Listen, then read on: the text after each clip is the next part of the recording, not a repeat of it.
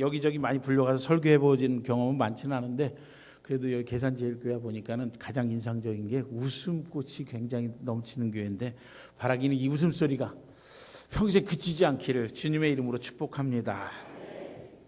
오늘은 성경을 좀 많이 찾을 테니까요. 졸지 마시고, 졸지 말라고 성경 많이 찾을 거예요. 그러니까 어르신들 졸지 마시고 그렇게 하고. 원래 교수라는 게 설교를 잘하는 게 아니고 쉬운 얘기도 어렵게 하는 사람이 교수입니다. 그러니까 무슨 말을 하다 이해가 안 되면 저 사람은 편안한 얘기를 너무 어렵게 하는구나 하고서 그냥 듣고 얼른 잊어버리시면 됩니다. 여기는 아멘 안 하셔도 돼요. 사도행전 3장에 보니까는 그 성전 미문에 누가 앉아 있었죠? 안진뱅이가 앉아 있었죠. 베드로와 요한이 시간을 맞춰 기도하러 올라가다가 그를 보고서 이야기합니다. 근거는 내게 없거니와 내게 있는 것으로 내게 주노니 나사렛 예수 그리스도의 이름으로 일어나 걸으라는 이야기입니다. 오늘 설교의 화두로, 그러니까 설교의 제목이 열정인데 지금 그 베드로와 요한의 이야기로 설교의 화두를 좀 삼아보고 싶어요. 베드로하고 요한은 금과 은은 없었습니다. 그러나 무엇은 갖고 있었죠? 나사렛 예수의 능력으로 사람을 일으켜 세울 수 있는 힘은 가지고 있었습니다. 그런데 오늘날 우리들의 교회는 은과 금이 이전보다 많습니다. 베드로와 요한 시대보다도 많습니다. 그러나 나사렛 예수 그리스도의 이름으로 안진뱅이를 일으켜 세울 수 있는 힘과 능력은 이미 상실한 지 오래된 것 같아요. 계산제일교회 빼고. 그죠? 자, 여기 빼고서는 아마도 이미 다 오래된 것 같아요. 도대체 왜 이와 같은 영적인 능력을 왜 상실했을까라는 겁니다. 학교에서 학생을 가르치는 신학자의 입장에서도 이건 굉장히 심각한 문제고요. 그다음에 교회 현장에서도 굉장히 심각한 문제일 겁니다. 왜 우리는 영적인 능력을 잃어가고 있는가라는 겁니다. 분명히 이전보다 평안한 세대를 살아가고 있는데,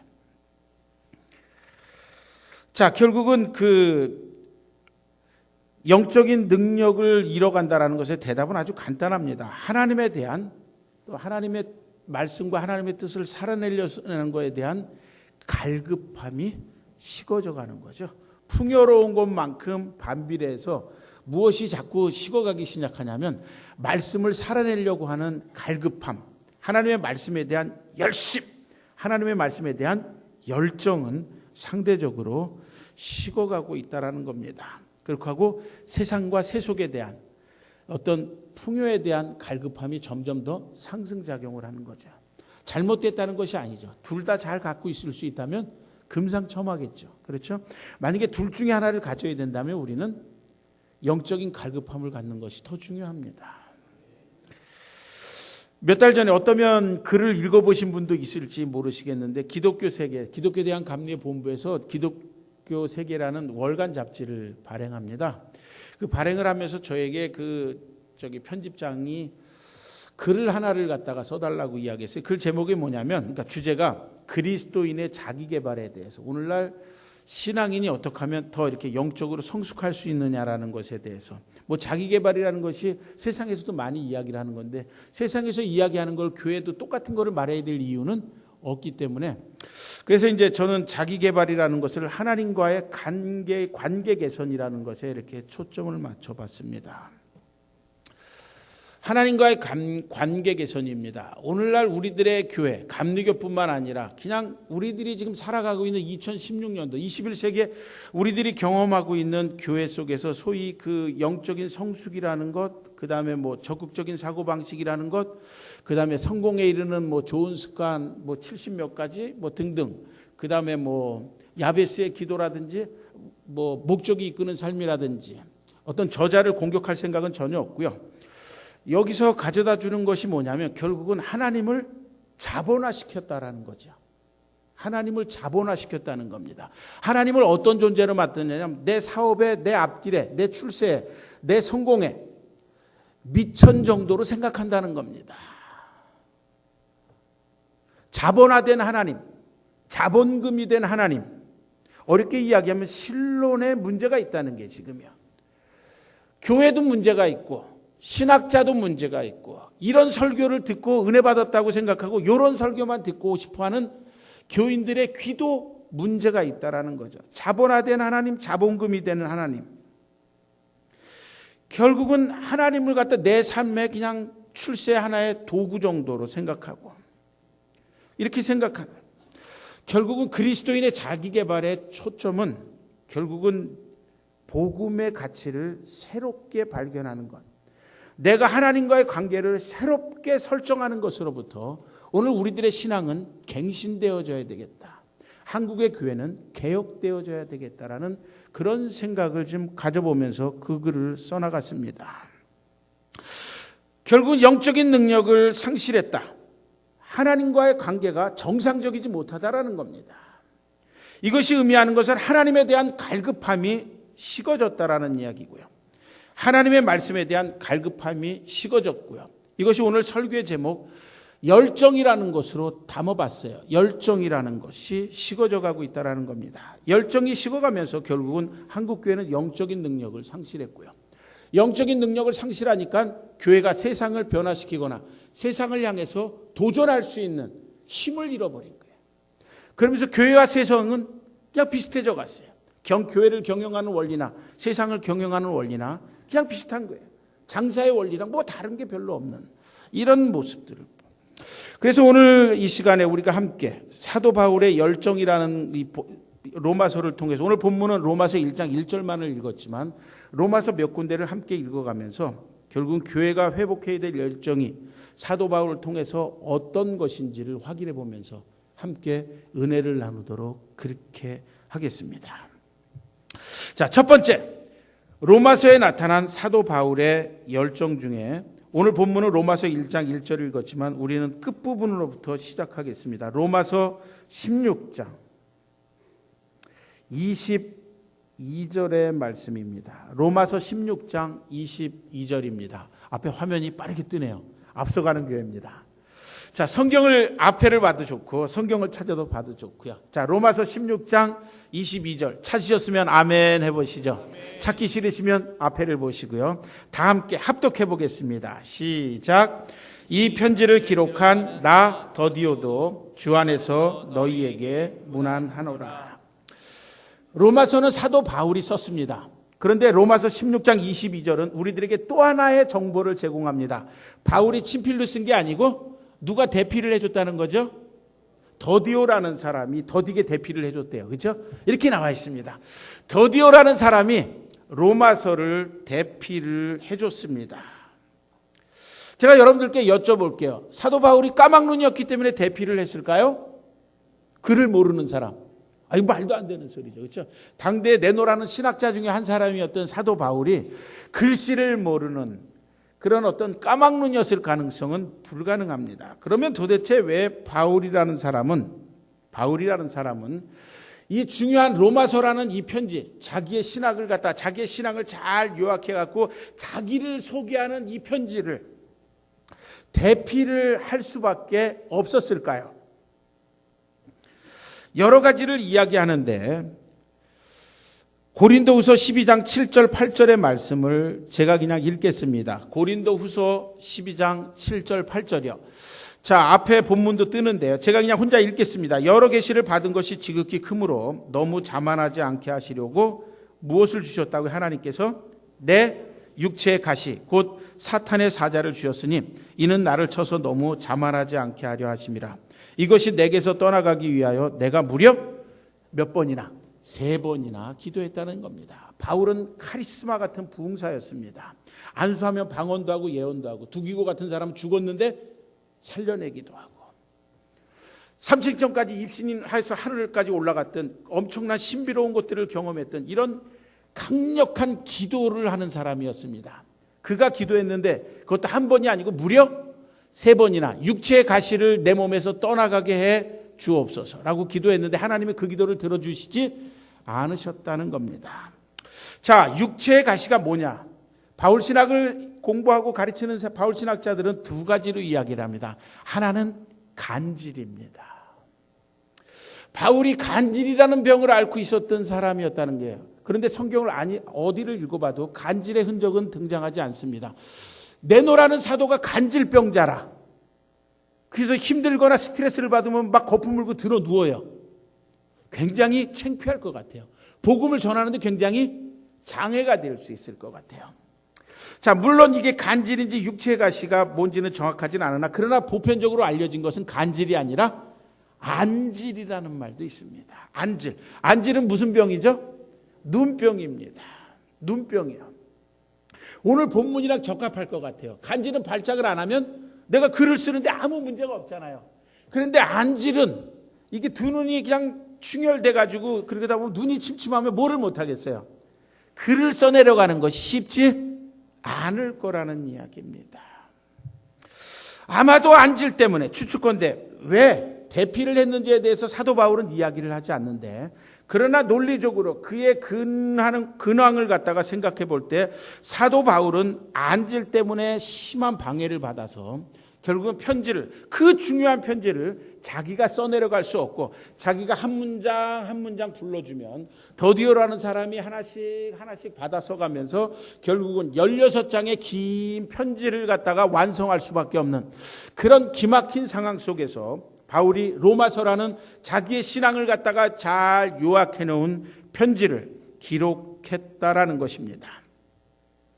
이유는 당연히 스페인 선교를 하기 위해서라는 이야기입니다. 로마서가 바울이 대략 한 50년서부터 내지는 49년서부터 복음을 전하기 시작해서 62년 아니면 64년쯤에 로마에서 순교를 합니다.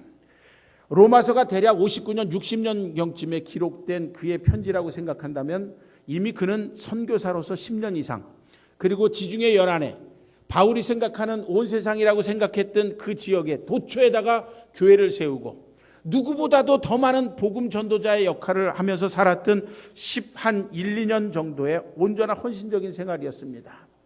그 다음에 안질 때문에 더 이상 자기가 사역을 하거나 편지를 써서 문서 사역을 하는데 힘든 상황이 벌어졌을 거예요. 이 정도쯤 되면, 설교를 준비하면서 제가 이런 생각을 해봤어요. 이 정도쯤 되면 하나님 앞에 이런 항변을 늘어놓을 수도 있습니다. 하나님, 제가 안질 때문에 3번이나 이것을 치유해달라고 기도했는데 하나님 들어주시지 않으셨습니다. 하나님, 제가 지금 세운 교회가 몇 개나 되는지 아시죠? 하나님, 제가 세운 교회마다 사람들에게 믿음의 굳건한 확신을 심어주고 그들이 방언도 하고 예언도 하고 그들이 많은 전도자들을 갖다가 그곳에 세워놓고 그 교회가 왕성해져 가는 것을 하나님 잘 아시죠? 하나님, 이 정도 됐으면 저 서도 되지 않을까요? 라는 거죠. 이 정도 했으면 복음의 1선에서 2선으로 물러나서 굳이 땅끝이라고 땅끝까지 이런 내 증인이 되라는 이 말씀은 다른 사람에게 맡겨주고 저는 은퇴해서 복음의 2선에 물러나서 복음의 3선으로 물러나서 편안히 쉬면서 건강을 회복하면서 여행이나 좀 다니면서 이러면서 틈을 내서 틈나는 시간에만 주님의 사역을 해도 되지 않겠습니까? 라고 이야기를 할 수도 있을 거라는 이야기입니다. 그러나 사도 바울은 결국은 로마서라는 편지를 쓰면서 자기의 스페인의 선교를 갖다가 방해받지 않으려는 이와 같은 안질 때문에 자기의 질병, 자기의 연약함, 자기의 어떤 취약함 때문에 하나님의 복음이 땅끝이라고 이야기되어졌던 스페인까지 전하는 것에 방해받기를 그는 원치 않았다는 겁니다. 나의 연약함, 나의 질병, 나의 약함이 하나님의 복음이 전진하고 하나님의 복음이 확장되어지는 것에 방해가 되기를 원치 않는 그와 같은 열정을 가진 바울이었습니다. 바라기는 이와 같은 열심, 이와 같은 열정이 오늘 저와 여러분들 가운데 임하기를 바라고요. 특별히 이렇게 보니까 여기 어르신들이 많이 계시는데 우리 어르신들 이 정도 되면 복음의 2선으로 은퇴하겠습니다. 이런 생각 갖지 마시고요. 이전처럼 복음에 대한 열심, 복음에 대한 열정, 전도에 대한 열정, 하나님의 말씀을 살아내고자 하는 열심, 이 열심을 뜨겁게 당금질해 나갈 수 있길 주님의 이름으로 축원합니다. 그리스도인답다라는 것, 사도답다라는 것은 그 본질이 막힘에 있습니다. 방해받는다는 것에 있습니다. 내가 정상적인 그리스도인, 내가 신실한 그리스도인, 내가 올바른 목회자, 내가 올바른 사도적 삶을 살아간다면 가장 정상적인 것은 방해받고 막히는 것이 정상적이라는 겁니다. 막히지 않고 방해받지 않는다라고 그러면 이것은 내가 지금 살아가는 삶이 그리스도인답지 않을 가능성이 굉장히 큽니다. 사도적 실존, 어렵게 이야기하면 그리스도적 실존이라, 그리스도인적 실존이라는 얘기는 막힘, 방해받음이 그 본질입니다. 로마서 1장 10절은 성경이 이렇게 이야기를 합니다. 화면 띄워줄 수 있으면 좀 띄워주시고요. 같이 좀 읽어볼까요? 로마서 1장 10절이 화면에 떠 있는데 같이 읽죠. 시작. 어떻게 하든지 이제 하나님의 뜻 안에서 너희에게로 나아갈 좋은 길 얻기를 원하노라. 사도 바울이 로마 교회를 가고 싶었다는, 기도하고 그리고 몹시 원하고 있다는 이야기입니다. 13절 또 같이 좀 읽어볼까요? 로마서 1장 13절입니다. 같이 읽어보겠습니다. 시작. 형제들아, 내가 여러 번 너희에게 가고자 한 것을 너희가 모르기를 원하지 아니하노니 이는 너희 중에서도 다른 이방인 중에서와 같이 열매 맺게 하려 함이로되 지금까지 길이 막혔도다라는, 내가 너희들에게 여러 번 가고 싶어 했다는 이야기입니다. 기도도 했고 계획도 세웠고 여러 번 로마 교회를 방문하고 싶어 했는데, 그런데 지금까지 어떻게 됐다고요? 그 길이 활짝 열린 게 아니고 꽉 막혔다는 이야기입니다. 이게 사도적 실존이라는 거예요. 바울이 로마 교회를 방문하는 게 나쁜 목적입니까? 불경한 목적이었습니까? 불의한 목적이었습니까? 그렇지 않다는 거죠. 그는 로마 교회를 선교의 기점으로 삼아서, 선교의 전초기지와 교두보로 삼아서 그가 생각했던 땅끝인 스페인을 향해서 복음을 전하고 싶어 했다는 이야기예요. 하나님 입장에서 보면 손해볼 일이 없었고 하나님의 뜻에 온전하게 합한 생각을 갖고 있었습니다.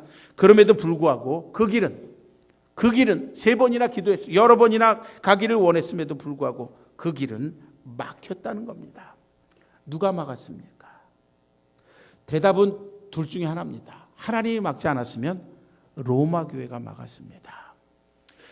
로마 교회가 막았을 가능성도 굉장히 큽니다. 이유는 사도 바울이 전하는 복음이 일단은 이상하다는 소문이 있어요. 왜 이상합니까? 율법을 지키지 않아도 된다는 복음, 할례를 받지 않아도 된다는 복음, 이런 복음을 지키다 보니까는 유대인들의 입장에서 보면 이상한데? 이상한 복음인데? 이러다 보니까는 어쩌면 로마 교회가 이 이상한 선교사, 잡음이 따라다니는 선교사, 늘 꼬리 물고 다니는 이상한 복음을 전한다라는 이런 꼬리표가 물고 다니는 그 선교사를 그들이 기꺼이 강대상에 세워서 설교를 시켜야 될 이유를 느끼지 못했을지도 모르겠습니다. 자, 여기까지 바울은 가고 싶어 했으나 그것이 하나님의 뜻이었던 로마 교회가 계획하고 의도적으로 막았던 바울은 로마 교회에 서는 것을 쓸 기회를 갖지 못했다는 이야기입니다. 이게 사도적 실존이라는 겁니다. 이게 그리스도인적인 삶의 가장 본질적인, 내 계획이 선하다 할지라도 오늘 우리는 막히고 방해받는 것이 그리스도인적인 삶이라는 거예요. 마태복음 5장, 6장, 7장을 일컬어서 뭐라고 일컫냐면 교회에서 산상수훈입니다. 제가 여러분들에게 여쭤보겠습니다. 산상수훈은 듣고 읽고 따라서 살기가 쉽지요? 쉽지 않죠. 이걸 보고 쉽다고 생각하면 제정신이 아니죠. 그렇죠? 산상수훈은 쉬운 이야기가 아닙니다. 그러면 제가 또 한 번 여러분들께 여쭙겠습니다. 산상수훈은 그러면 지키지 않아도 되는 건가요? 지키라고 준 건가요? 지키지 말라고 준 건가요? 지키라고 준 겁니다. 그런데 왜 안 지킵니까? 라는 거죠. 자, 마태복음에서 예수 그리스도께서 우리들에게 산상수훈을 통해서 이야기하는 것은요, 아주 간단한 겁니다. 그리스도인이란 세상 속에서 또 다른 원칙을 갖고 가는 세상을 만드는 사람들이라는 겁니다. 심령이 가난한 자가 복이 있다니까요. 형제를 향해서 욕하는 자는 살인죄를 지었다니까요. 세상이 따라갈 수 없는 윤리적 잣대를 요구하는 산상수훈을 통해서 주님이 우리들에게, 그리고 저와 여러분들에게 요구하는 삶의 모습은 세상이 흉내낼 수 없고 세상의 가치가 따라올 수 없는 세상 속에 있는 또 다른 세상을 살아가는 것이 그리스도인의 삶이고, 교회란 어떤 것이냐? 세상과는 다른 또 다른 가치에 의해서 지배받는 공동체가 교회라는 것입니다. 따라서 교회는 세상 속에 있는 또 다른 세상의 모습을 오늘 교회가 보여줘야 된다는 겁니다. 이러니 세상과 또 다른 세상 속에 있는 또 다른 가치관을 갖고서 살아가는 교회라는 것은 세상과 날마다 충돌할 수밖에 없고 부딪힐 수밖에 없다라는 겁니다. 그러니 그리스도인다운 삶, 사도적 실존은 세상 속에서 늘 막힐 수밖에 없고 방해될 수밖에 없고 늘 충돌될 수밖에 없는 거예요. 충돌이 두렵습니까? 방해받는 것이 두렵습니까? 오해받는 것이 두렵습니까? 사도 바울이 고린도서 후서 11장 23절서부터 30절까지 그래서 이게 독일어로 나아레덴 바보 설교라는 이 설교를 합니다. 그 설교 내용이 뭐냐면, 내가 진짜 사도입니다. 근데 내가 왜 진짜 사도냐면 내가 누구보다도 고난을 많이 당했기 때문입니다. 내가 왜 진짜 사도냐면 내가 누구보다도 더 많은 복음을 전했기 때문입니다. 누구보다 더 많은 굶주림과 그리고 많은 고통과 오해와 그리고 반대를 받았기 때문에 나는 사도입니다. 내가 진짜 목사입니다. 그러면서 우리식의 논리는 내가 독일에서 공부했고요. 내가 한국에서 몇 명 되지 않는 요한계시록 갖고 박사 논문을 써서 박사학위를 받았고요. 내가 요한계시록 주석책을 썼고요. 그리고 내가 지금 신학대학에서 교수를 하고 있고요. 내가 신학대학에서 학장을 하고 있고요. 내가 쓴 논문이 무려 요한계시록에 관해서 23편이나 되는 엄청난 분량의 논문을 써댔고요. 그리고 요한계시록을 나보다 더 탁월하게 해석할 수 있는 사람은 아무도 없고요. 이런 식으로 내가 자랑을 하면서 내가 누군지를 밝혀가면서 나는 이런 사람이기 때문에 고로 목사다. 이렇게 이야기하는 것이 세상적이고 인간적입니다. 사도 바울은 고린도 후서 11장에서 소위 나아레덴 바보 설교라는 것을 통해서 내가 진정한 사도인 것을 무엇을 이야기하냐면, 내가 그리스도 때문에 고난을 많이 당했고, 내가 그리스도 때문에 핍박을 많이 당했고, 내가 그리스도 때문에 오해를 많이 받았고, 내가 그리스도 때문에 수많은 날 굶었고, 내가 그리스도 때문에 수많은 고통을 당했고, 내가 그리스도 때문에 가장 낮아졌기 때문에 내가 진정한 사도입니다라는 겁니다. 대단히 역설적으로 자기가 진정한 사도라는 것을 이야기합니다. 그러면서 맨 마지막 구절 고린도후서 11장 30절에서 내가 부득불을 자랑할 건데, 내가 무엇을 자랑하냐면 약한 것을 자랑합니다. 30절 나오는데 같이 좀 읽어볼까요? 화면을 다 같이 시작. 내가 부득불을 자랑할진대 내가 약한 것을 자랑합니다. 다른 말로 말하면 오늘 본문의 컨텍스트로 갖고 오면 내가 수많은 고통과 방해와 오해와 고난과 막힘을 당했기 때문에 내가 자랑한다는 겁니다. 사도 바울의 간증입니다. 왜 간증이냐? 자기가 가장 약할 때, 자기가 가장 극심한 방해와 그리고 오해를 받을 때 하나님의 구원의 능력이 가장 강력하게 나타남을 경험하였기 때문이라는 겁니다. 내가 그리스도 때문에 가장 낮아질 때, 내가 예수 그리스도의 말씀을 살아내려고 할 때 가장 오해를 받고 가장 힘들고 가장 나약해질 때 하나님께서는 역설적으로 나를 통해서 가장 강력한 구원의 능력을 나타내주고 행해 주신다는 이야기입니다. 그리스도인의 삶이 이런 걸 경험하는 거예요. 근가은은 없거니와 내게 있는 것으로 내게 주노니 나사렛 예수의 이름으로 일어나라는 것이 바로 이 능력을 경험한 사람만이 선포하고 외쳐댈 수 있는 이야기예요. 바라기는 계산 제일교회가 가장 낮아지고 약해지고 힘들고 하나님의 말씀을 살아내기를 위해서 가장 아파할 때 하나님의 능력을, 하나님의 구원의 능력을 가장 강력하게 경험하는 교회로 거듭나며 이 지역사회를 온전히 복음화시켜 나갈 수 있기를 주님의 이름으로 축원합니다. 이 시대 교회에서 가장 많이, 그리고 목사들이 하는 얘기 중에 가장 많이 나온 이야기가 뭐냐면 교회가 안 된다는 이야기입니다. 교회가 부흥이 안 된다는 이야기. 그러면 이 가운데 되는 교회는 어떻게 설명할 건데? 그건 저주받은 교회입니까? 부흥하는 교회는 저주받았냐고. 교회가 안 된다, 부흥이 안 된다라는 이야기. 안 되는 이유는 간단한 거예요. 열심과 열정이 식었기 때문입니다. 오늘 내가 하나님의 말씀을 살아내는 것이 가장 바보 같은데 그것을 살아낼 때 하나님의 능력이 가장 강력하게 나타난 거예요. 이것을 경험하는 교회, 이것을 삶으로 살아내는 교회가 부흥하는 교회, 지역사회를 도전하는 교회, 지역사회를 변화시켜가는 교회, 내 자녀를 변화시켜가는 영적인 아비들이, 어미들이 된다는 겁니다. 바라기는 이와 같은 하나님의 구원의 능력이 나타나는 은혜가 저와 여러분들의 삶 속에 넘쳐나길 주님의 이름으로 축원합니다. 자, 그 다음에 두 번째입니다. 로마서 15장 25절서부터입니다. 조금 길게 읽겠습니다. 32절까지 한 절씩 교독합니다. 로마서 15장 25절서부터 32절까지 교독하겠습니다. 성경을 찾았으면 아멘 해보시죠. 앞에 화면 다 떠 있죠. 자, 25절서부터 제가 읽겠습니다. 그러나 이제 내가 성도를 섬기는 일로 예루살렘에 가노니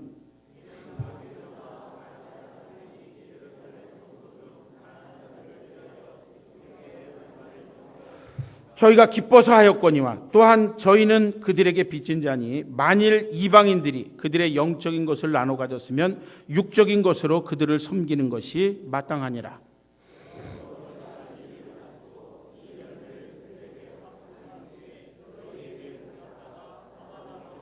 내가 너희에게 나아갈 때 그리스도의 충만한 복을 가지고 갈 줄을 아노라.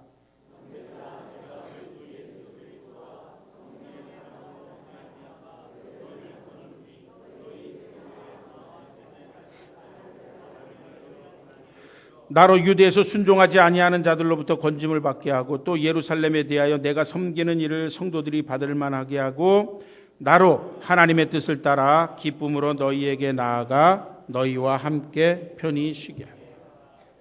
사도 바울이 로마서를 왜 썼느냐? 쉽지 않습니다. 학자들 간에 많은 의견의 충돌이 있습니다. 자, 그런데 일단 여기에 있는 본문대로 해서 이 시간에 무슨 신학을 강의하는 신학대학 수업이 아니니까요. 여기에 나와 있는 본문만을 갖고 충실해서 이렇게 사도 바울이 왜 로마서를 썼을까를 같이 좀 생각해 봅니다. 25절, 26절이 이렇게 이야기합니다. 내가 성도를 섬기는 일로 예루살렘에 간다. 26절, 마케도니아, 아카야 사람들이 예루살렘 성도 중에 가난한 자들을 위해서 기쁘게 얼마를 연보했다. 이런 겁니다. 사도 바울이 49년에 예루살렘에서 그 베드로, 요한 이런 사람들과 미팅을 하고 난 다음에 거기서 한 가지 부탁을 받습니다. 그게 뭐냐면 예루살렘 교회가 무려 3년여 기간 동안에 심한 기근이 들었어요. 그러니까는 뭐가 필요하냐면 자력으로 자기들이 다시 이렇게 먹는 문제나 이런 거를 해결하기가 어려우니까 사도 바울, 당신이 지중해 연안의 큰 도시, 돈 많은 도시들, 부자들이 사는 도시들 돌아다니니까 거기서 구제비를 받아서 우리들한테 송금 좀 해주셔. 우리 좀 먹고 살게. 이런 이야기를 한 거예요. 그러다 보니까는 사도 바울이 오케이! 그거는 내가 해줄 수 있다는 거예요. 그래서 예를 들면 고린도 후서 8장 9장에 보면은 그 디도를 보내서 마케도니아나 이런 데서 바울이 1년여 기간 동안에 헌금을 모읍니다. 그 헌금이 구제비를 모으는 게 그걸 모아갖고 바울이 예루살렘에 갖다 주기 위해서 그거는 이렇게 바울이 복음을 전하러 다니면서 마케도니아, 아가야 지방에 좀 잘 사는 도시에서 교회를 개척하고 거기서 엄청난 양의 구제비들을 갖다가 이렇게 쭉 모읍니다. 그런 일들이 지금 25절, 26절에 있는 거예요.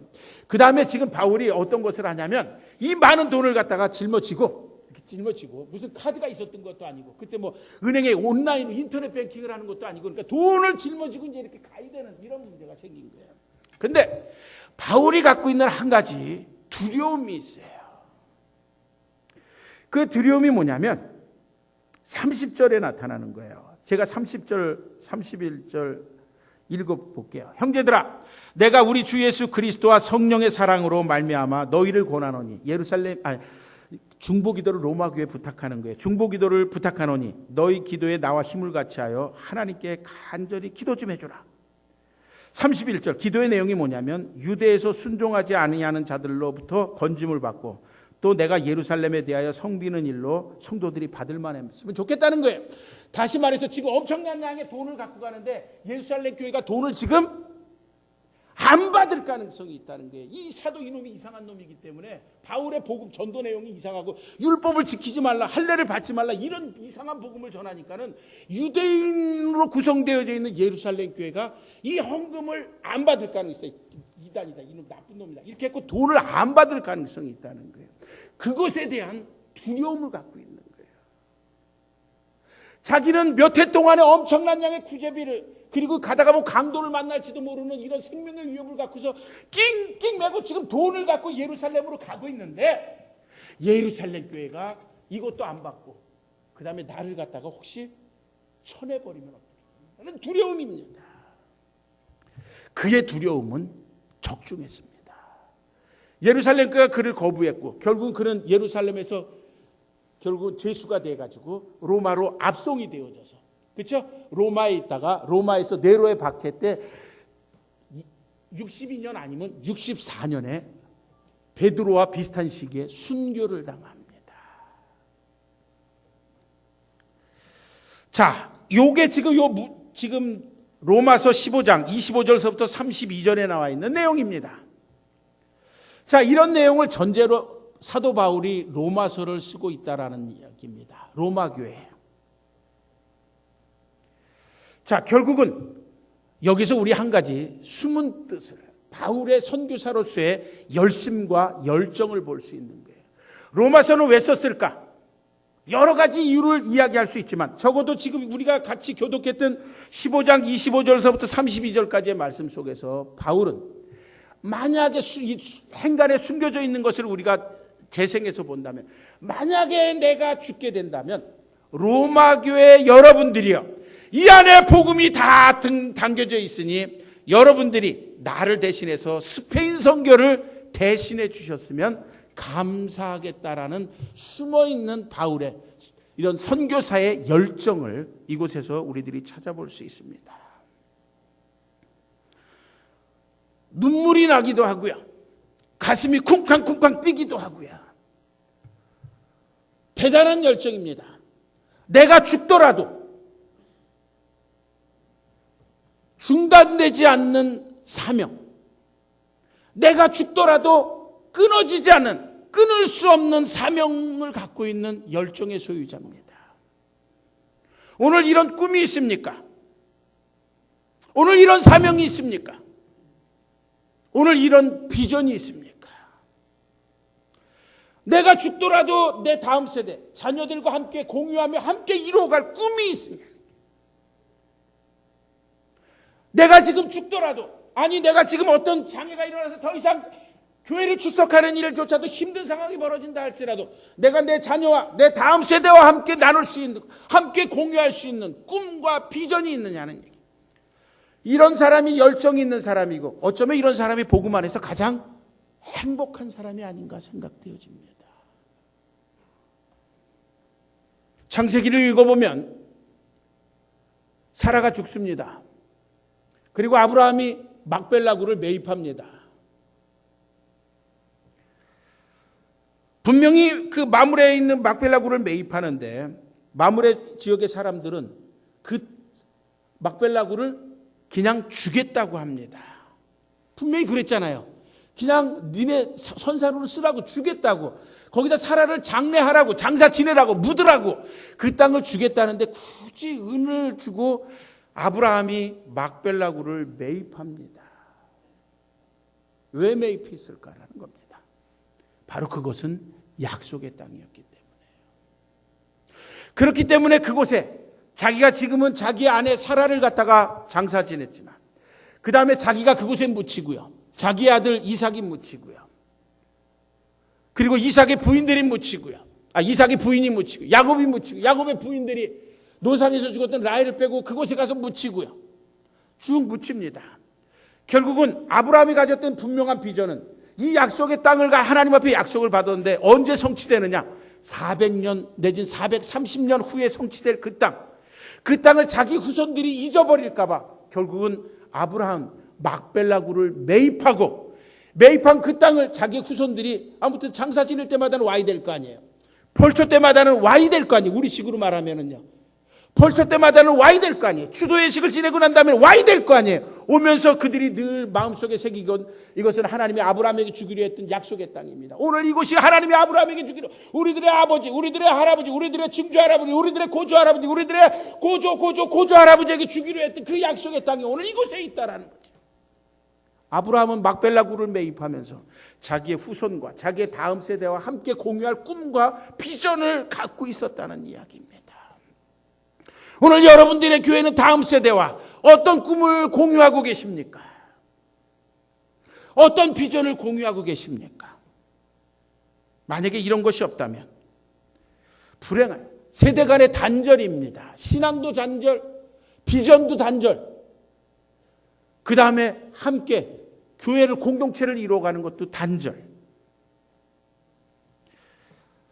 바라기는 저와 여러분들의 삶 속에 오늘 이와 같은 바울이 가졌던 이런 모든 사람이 함께 공유할 수 있는 비전, 특히 다음 세대, 자녀들의 세대와 함께 공유할 수 있는 이런 꿈과 비전을 나눌 수 있는, 꿈과 비전을 함께 가질 수 있는 그런 열정의 사람들이 될 수 있길 주님의 이름으로 축원합니다. 끝으로 로마서 1장 1절, 오늘 본문으로 돌아갑니다. 같이 읽어보겠습니다. 로마서 1장 1절 다 같이 읽죠. 시작. 예수 그리스도의 종 바울은 사도로 부르심을 받아 하나님의 복음을 위해서 택정함을 받았습니다. 열정인데요. 여기서 바울은 자기를 누구라고 고백합니까? 예수 그리스도의 종이라고. 그리고 사도로 부르심을 받아서 하나님의 복음을 위해서 선택받은 사람이라는 겁니다. 열정이란 내가 누군지를 정확하게 아는 사람입니다. 바울이 여기서 자기를 예수 그리스도의 종이라고 이야기했습니다. 누구의 종입니까? 예수 그리스도의 종입니다. 누구를 위해서 그러면 일하는 사람입니까? 예수 그리스도를 위해서. 그는 하나님의 복음을 위해서 선택받았다고 이야기합니다. 여러분들께 질문해 봅니다. 무엇을 위해서 일하라고 선택된 사람입니까? 하나님의 복음을 위해서요. 내가 누구인지를 아는 사람은 내가 누구를 위해서 충성해야 되고 내가 무엇을 위해서 충성해야 되는지를 정확하게 아는 사람입니다.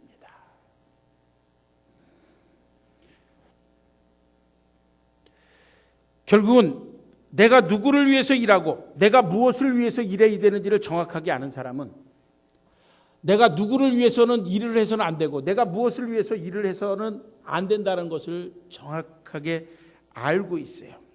그것이 의미하는 것은 자기가 누구를 무엇을 위해서 일을 해서는 안 된다는 것을 안다라는 것은 부정할 수 있는, 부인할 수 있는 능력을 가진 것을 이야기합니다.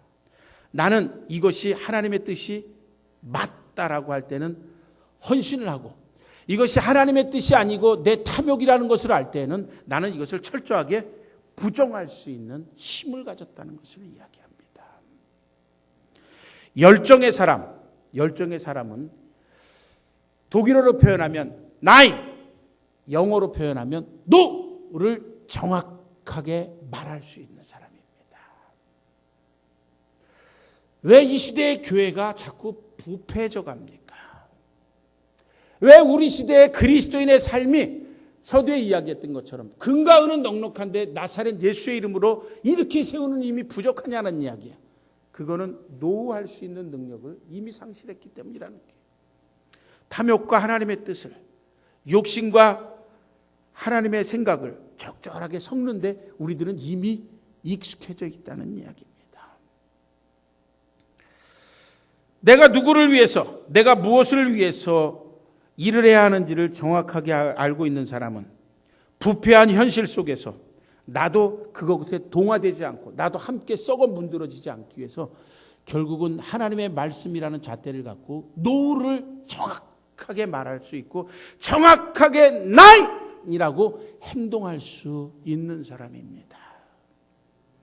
오늘 이와 같은 노, 이와 같은 나인의 외침과 나인의 행동이 오늘 교회를 교회답게, 성도를 성도답게 만들어갈 수 있습니다. 오늘 내가 하나님의 성령으로 충만하다라는 이야기가 2016년에 우리들에게 의미하는 것은 하나님의 뜻이 아닌 것을 정확하게 노라고 이야기하고 그대로 살아갈 수 있는 힘을 가졌다라는 것을 이야기합니다. 방언을 하기 때문에 성령으로 충만한 것이 아니고요. 하나님의 뜻이 아닌 것을 향해서 노라고 말하고 행동할 수 있기 때문에 하나님의 성령으로 충만하다는 것입니다. 이런 맥락 속에서 오늘 계산제일교회가 하나님의 성령으로 충만하고 하나님의 뜻이 아닌 것을 갖다가 향해서 나인이라고 이야기하면서 예배를 회복하고 교회를 교회답게 회복해 나갈 수 있길 주님의 이름으로 축원합니다. 설교를 다 끝맺겠습니다. 오늘 이 예배를 참석하신 여러분들의 마음속에 오늘 사도 바울이 가졌던 이와 같은 열정, 열심을 통해서 다시 한번 우리들이 하나님 앞에 관계를 새롭게 설정하고 그리고 이 땅에서 매일매일 하나님의 복음을 살아내는 그런 사람으로 우리의 삶이 변화될 수 있길 주님의 이름으로 축원합니다. 기도하겠습니다. 사랑과 은혜가 충만하신 하나님, 주일 예배를 통해서 사도 바울의 열심, 열정 이런 것들을 저희들이 한번 생각해 보면서 그것을 마음판에 새기고 그리고 사도 바울처럼 저희들이 성숙한 믿음의 경지로 나아갈 수 있도록 저희들을 이끌어 주시고 인도해 주시옵소서. 하나님의 성령께서 저희들 가운데 기름 부어 주시고 역사하여 주시사 저희들이 성령의 은사를 구하기도 하지만 동시에 하나님의 말씀을 살아내며 세상을 향해서 하나님의 뜻이 아닌 것을 향해서 노 나인이라고 이야기하며 하나님을 기뻐하게 해드릴 수 있는 믿음의 경주를 해나갈 수 있도록 역사해 주시옵소서. 감사드리옵고 우리 주님 예수 그리스도의 이름으로 간절히 기도하옵나이다. 아멘.